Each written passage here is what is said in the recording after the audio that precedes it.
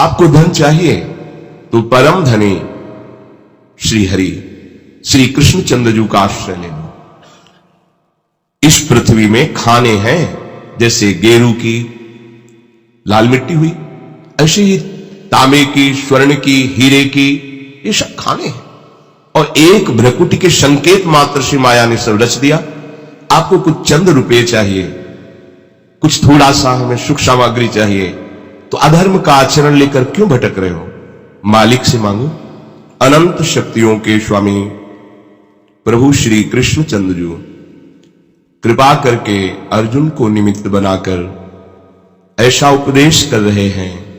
यदि हम श्रद्धा विश्वास पूर्वक श्रवण करें, एकाग्रता पूर्वक महत्व बुद्धि रखकर मनन करें और इसे अपने जीवन में उतारें, अर्थात अपनी धारणा बना लें, तो इसी जन्म में हम समस्त दुखों से मुक्त हो जाएं। बिना श्री भगवान का भजन किए त्रिकाल में कभी कोई सुखी, शांत, आनंदमय, निर्भय ये पद की प्राप्ति नहीं कर सकता। निर्भय पद ऐसा है जहां कोई भय का लेश भी नहीं, क्योंकि जिसके भय से भयभीत होकर मृत्यु काम करती है, काल भी जिसके भय से भयभीत रहता है, वो ऐसी निर्भय भुजाओं का आश्रय पा लेता है, परम शांत चित्त हो जाता है, कोई भी द्वंद्व उसे विचलित नहीं कर सकता। ऐसी अगाध महिमा है प्रभु की कि जो भक्त उनकी उपासना में अपने चित्त को समर्पित करता है, इतने समर्थ होते हुए प्रभु उसको इतना प्यार करते हैं कि जैसे बछड़े के पीछे गाय रंभाती डोलती है, ऐसी और सामर्थ्य ऐसी आज तक कोई पार नहीं पा पाया, न वेद, न ऋषि, न मुनि। और धन संपत्ति के बल से हम बड़े होना चाहते हैं, लोक सम्मान से हम शांत होना चाहते हैं, हमारा बड़ा प्रतिष्ठा है, बड़ा मान है, ये भ्रम हो गया है हमें। अगर हमारे जीवन निर्वाह के लिए धन चाहिए ही, माना आपकी स्थिति नहीं है ऐसी, आपको धन चाहिए, तो आप अधर्म का आश्रय मत लीजिए। आप पापाचरण करके धन का संग्रह करेंगे, वो आपके परिवार को, आपके शरीर को, आपकी बुद्धि को, मन को महान अशांत कर देगा। पर आपकी बुद्धि पवित्र नहीं है तो निर्णय ठीक नहीं कर पाती, तो लगता है इन किन प्रकारेण धन आना चाहिए जिससे हम अपने परिवार को सुखी कर सकें और हम सुखी हो सकें।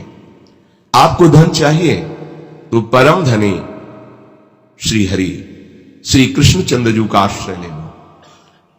विश्वास कीजिए, आपकी मांग खत्म कर देंगे, इतने बड़े वो दाता है। आपको ऐसा संतोष धन प्रदान करेंगे कि बाहर के बड़े बड़े धनवान भी उस संतोष सुख की झांकी कल्पना भी नहीं कर सकते जो आपको प्राप्त होगा। जिसे संतोष सुख प्राप्त हो गया वो ब्रह्मा से भी बड़ा धनी हो गया।